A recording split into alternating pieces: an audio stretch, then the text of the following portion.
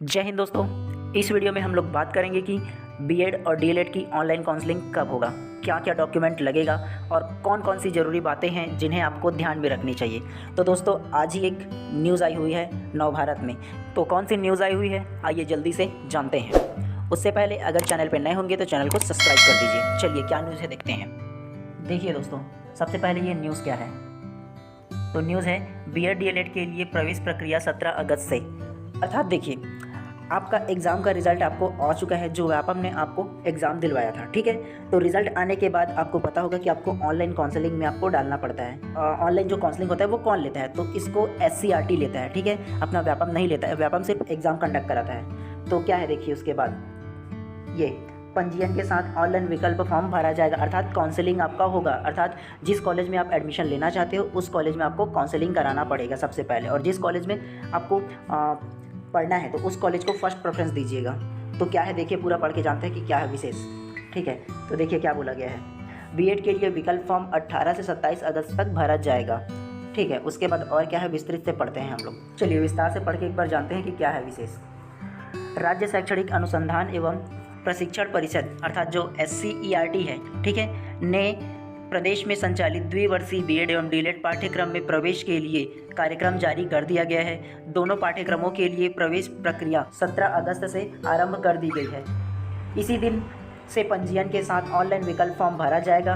व्यापम द्वारा pre BEd एवं pre DElEd की परीक्षा परिणाम घोषित कर दिए जाने के बाद अब उक्त पाठ्यक्रमों में प्रवेश की प्रक्रिया आरंभ हो जा रही है। SCERT ने सोमवार को बीएड एवं डीएलएड के पाठ्यक्रम में प्रवेश हेतु ऑनलाइन आवंटन कार्यक्रम जारी कर दिया गया है, जिसके अनुसार बीएड के लिए 18 से 27 अगस्त तक पंजीयन और ऑनलाइन विकल्प फॉर्म भरा जाएगा। अर्थात जो ऑनलाइन काउंसलिंग है वो किया जाएगा, ठीक है। उसके बाद दावापत्ती के लिए 1 से 4 सितंबर तक निश्चित कर दी गई है।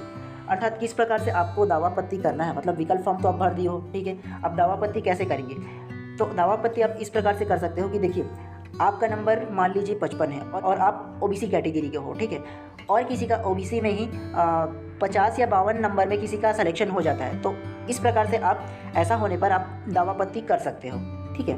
उसके बाद और क्या क्या है देखिए, इसके पश्चात पहले चरण की सूची 6 सितंबर को जारी की जाएगी, ठीक है। अभ्यर्थी को आवंटन महाविद्यालय में 6 से 13 सितंबर तक प्रवेश लेना होगा। 14 सितंबर को रिक्त सीटों की जानकारी दी जाएगी। रिक्त सीट अर्थात जितने सीट है उतने सीट में आपको नाम तो दिए जाएंगे, लेकिन अगर कोई एडमिशन नहीं लेता है तो उसका सीट जो बच जाता है तो दोबारा आपको बताया जाएगा। तो क्या है आगे और देखिए, इसके पश्चात प्रथम चरण की सूची और दावापत्ती के लिए 22 सितंबर को जारी की जाएगी और संबंधित विद्यालय में प्रवेश हेतु 22 से 27 सितंबर की तिथि निश्चित की गई है। इसके बाद सीटें रिक्त होने पर 30 सितंबर से 5 अक्टूबर तक दूसरी चरण के लिए विकल्प फॉर्म भरा जाएगा। देखिए और क्या कहा गया है, डीएलएड की पहली सूची 5 सितंबर को। इसी तरह डीएलएड के लिए पंजीयन और विकल्प फॉर्म 17 से 23 अगस्त तक भरा जाएगा और पहली सूची 5 सितंबर को जारी होगी, ठीक है। ऑनलाइन काउंसलिंग आप 17 से 23 तक की करा सकते हो और पहली जो मेरिट लिस्ट है अर्थात कॉलेज की, विभिन्न कॉलेज की जो मेरिट लिस्ट है वो 5 सितंबर को जारी की जाएगी, ठीक है। 11 सितंबर तक आवंटित कॉलेज में प्रवेश लेना होगा और फिर 12 सितंबर को रिक्त सीट की जानकारी दी जाएगी, जिसके आधार पर प्रथम चरण की दूसरी सूची 20 सितंबर को जारी की जाएगी, ठीक है। चयनित अभ्यर्थी को 20 से 26 सितंबर तक आवंटन कॉलेज में प्रवेश ले सकते हैं। दूसरे चरण की प्रक्रिया 29 सितंबर से शुरू होगा, ठीक है। और क्या कहा गया है देखिए, 2 चरण की कार्यक्रम होगी। बीएड एवं डीएलएड में प्रवेश व्यापम द्वारा जारी बीएड एवं डीएलएड परीक्षा प्राप्तांक के आधार पर दिया जाएगा। अर्थात हाँ, जो आपने इंट्रेंस एग्जाम जो दिलाया है उसमें जितना आपका नंबर है उस हिसाब का आपको कॉलेज अलॉट होगा, ठीक है। SCERT ने 2 ही चरण के आवंटन प्रक्रिया की कार्यक्रम जारी किए हैं। यदि सीट रिक्त रहता है तो तीसरे चरण की आवंटन प्रक्रिया का दिशा निर्देश बाद में जारी की जाएगी। अर्थात यदि आपका 2 चरणों में ही अगर सीट फुल हो जाता है, ठीक है, तो आपको तीसरे चरण के लिए मौका नहीं दिया जाएगा।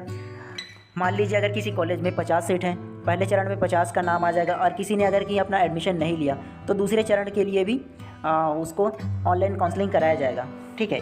और दूसरे चरण में भी कि अगर सीट बच जाता है तो तीसरे चरण में होगा। पिछले बार हाल ही में क्या होता कि आपको ऑनलाइन काउंसलिंग तीसरे चरण में संपन्न हुआ था, पूरे के पूरे 50 सीट, ठीक है, हम लोग का जो कॉलेज था उसमें।